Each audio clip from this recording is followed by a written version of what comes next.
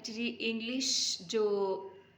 English में इन letters के साथ ये जितने भी लेटर्स मैंने राइट डाउन किए हैं, ये कॉम्बिनेशन है लेटर्स का और ये लेटर्स हैं, इनके साथ कोई भी वर्ड एंड नहीं होता। ठीक है। सो जब भी हम इंग्लिश रीडिंग में इनमें से किसी का भी साउंड सुनते हैं तो फिर हम क्या करते हैं, उसकी जगह पे हमने ये माइंड में रखना होता है कि अगर एंड पे इन लेटर्स में से या इन कॉम्बिनेशंस में से कुछ भी आ जाएगा तो हमने क्या करना है कि उसको फिर रिप्लेस करते हैं विद द अदर लेटर्स। ठीक है।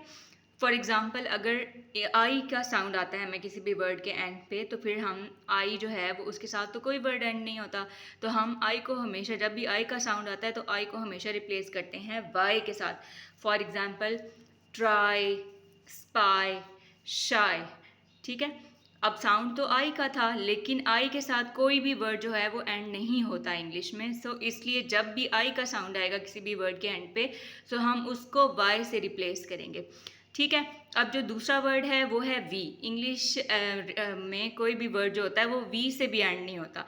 सो जब भी हमें किसी भी वर्ड के एंड पे वी का साउंड आता है तो हम उसको रिप्लेस नहीं करेंगे बल्कि उसके साथ वी के साथ ऐड ई कर देंगे। ठीक है। यानी कि अगर वी का साउंड आ रहा है किसी भी वर्ड के एंड पे तो हमने ये माइंड में रखना है कि वी जो है वो किसी भी वर्ड के एंड में नहीं आता इंग्लिश में। सो जब भी वी का साउंड आएगा तो हमने वी के साथ एक ऐड करना होता है। कौन सा letter? Letter E. For example give, देखें वी के साथ एंड हो रहा था, ये मैजिक ई भी हम इसको कहते हैं क्योंकि ये साउंड प्रोनाउंस नहीं करता अपनी, बट ये ऐड हमेशा होगा जब भी वी का साउंड आएगा क्योंकि वी जो है उसके साथ कोई भी वर्ड इंग्लिश का ख़त्म नहीं हो रहा। लिव और हैव। ठीक है। अब इसके अलावा वी के अलावा एक और वर्ड होता है यू। जब भी किसी भी वर्ड के एंड पे यू का साउंड आएगा तब भी हमने ई ऐड करना होता है। फॉर एग्जांपल ये देखें, ब्लू, ग्लू। ठीक है। तो वी और यू की दफ़ा हमने, जब भी वी और यू का साउंड रहेगा किसी भी वर्ड के एंड पे इंग्लिश में, तो हमने ये माइंड में रखना है कि हमने इसके एंड पे ई लेटर जो है वो ऐड करना है। ठीक है। और आई को हमने किस से रिप्लेस किया था? जब आई का साउंड आया था तो आई को हमने वाई से रिप्लेस किया था। अब है लेटर जे। इंग्लिश में कोई भी वर्ड लेटर जे के साथ भी एंड नहीं होता। अच्छा, फिर जब जे आ जाता है, जे का साउंड हमें सुनाई देता है तो उसको हम डी जी ई या सिर्फ जी ई से करते हैं रिप्लेस। ठीक है। जैसे मेरे पास एक वर्ड मैंने लिखा ब्रिज।